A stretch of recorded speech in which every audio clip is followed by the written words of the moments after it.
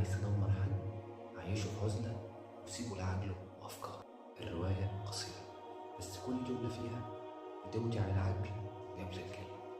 رقم 3، رواية زقاق المدق لنجيب محفوظ. رواية بتشوف منها الدنيا في حارة صغيرة فيها كل مصر، الفقير اللي بيحلم واللي باع نفسه عشان خاطر يوصل واللي لسه مصدق إن الخير ممكن يكسب.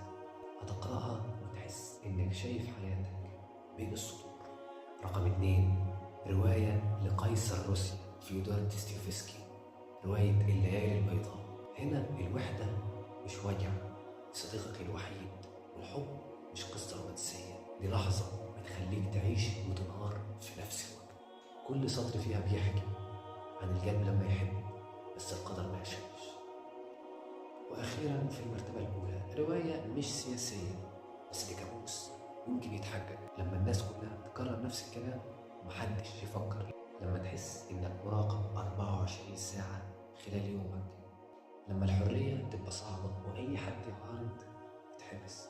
الرواية هتخليك تسأل نفسك، هو أنا أفكاري نابعة من قناعاتي ولا في حد معين مخليني متوجه للأفكار ديت؟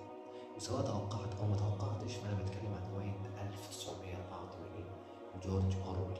الرواية اللي لما هتقرأها مش هترجع لنفس الشخص التاني. ودول كانوا 4 روايات ب4 عوالم مختلفة. بس السؤال دلوقتي، لو هتبدأ واحدة منهم هتختار مين؟ ولو عندك رواية 5 شايف إنها تستحق تكون معاهم قول في الكومنتات، وعايز أشوف مين فيكم قرأ كام واحدة من دول. وبس.